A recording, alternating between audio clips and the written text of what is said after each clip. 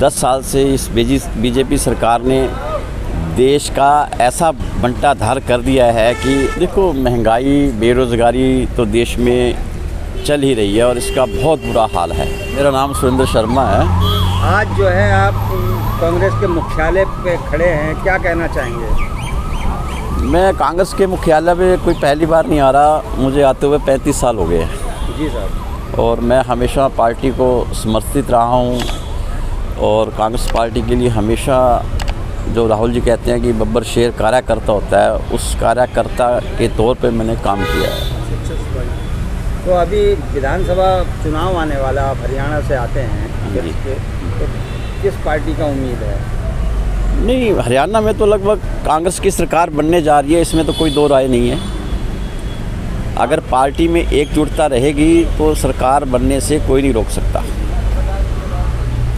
आप अम्बाला से आते हैं, आपकी सीट वहाँ से पक्की है क्या? आपका टिकट वहाँ से हो चुका है? नहीं, मैं जिस हलके से आता हूँ, मेरी जो सीट है वो 40 साल से रिज़र्व है और मैंने कभी भी 40 साल से पार्टी से कुछ पद या टिकट की कभी कोई मांग नहीं की है। लेकिन अब जो है मैंने अम्बाला से अप्लाई किया है।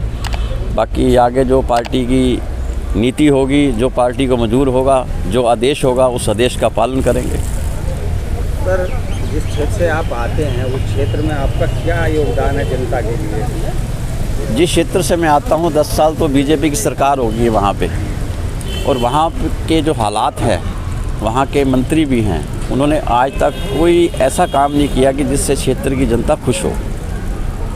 अगर आप विधानसभा में चुन के आते हैं तो जनता के लिए क्या सौगात लाएंगे? अगर मैं विधानसभा में पार्टी ने मुझे आशीर्वाद दिया तो मैं वहाँ की जनता का जो भी कार्य है, जो भी हर वर्ग, सुख हो दुख हो, उसमें हमेशा उनका साथ देता रहूँगा और साथ खड़ा रहूँगा। देखो, महंगाई, बेरोज़गारी तो देश में चल ही रही है और इसका बहुत बुरा हाल है।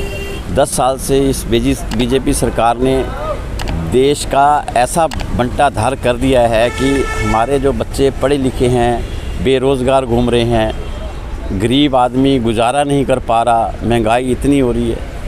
अपने क्षेत्र की जनता को क्या संदेश देना चाहिए? मैं क्षेत्र की जनता को यही संदेश देना चाहता हूँ कि मुझे टिकट मिले या ना मिले, लेकिन जो भी वहाँ का उम्मीदवार होगा उसका कंटिन्यू सारी जनता से अपील करता हूँ कि उसको जिताकर उसको विधानसभा में भेजना है और सरकार में भागीदारी कराना है और अपने क्षेत्र का विकास करना है। ऐसा है जो हमारा है, हरियाणा की सरकार में हमारे हुड्डा साहब ने बोला है कि 500 रुपये का सिलेंडर होगा, गरीब परिवारों को प्लाट दिए जाएंगे 100-100 गज के, क्योंकि 3.5 लाख परिवारों को जब हुड्डा सरकार थी तो प्लाट दिए थे, उसमें से कुछ 4 लाख बकाया रह गए थे जो इन्होंने बंद कर दी थी बीजेपी सरकार ने।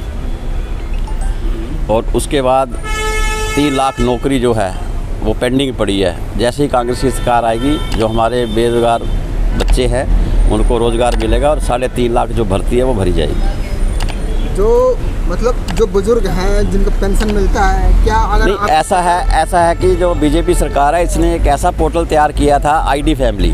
वो आईडी फैमिली 10 साल से लोग चक्कर ही काट रहे हैं, दफ्तरों के चक्कर काट रहे हैं। कभी किसी का राशन कार्ड कट गया, किसी की इनकम ज़्यादा दिखा दी गई, क्योंकि ये जितने भी ठेकेदार बने हुए हैं पोर्टल के, सब गुजरात के ठेकेदार हैं ये। मेरा कहने मतलब ये, अगर आप सत्ता में आते हैं तो पेंशन धारकों को लागू हो। हाँ, पेंशन होगी और हमने वादा किया हुआ है कि जैसे ही सरकार बनेगी तो बुजुर्गों की पेंशन 6,000 की जाएगी। जैसे महंगाई पे देख लीजिए, गैस सिलेंडर हो गया और भी कई चीज़ें हैं। नहीं, वो तो बीजेपी ने हमने शुरुआत करी थी, बीजेपी ने तो पहले ही कह दी हम भी 500 का सिलेंडर देंगे।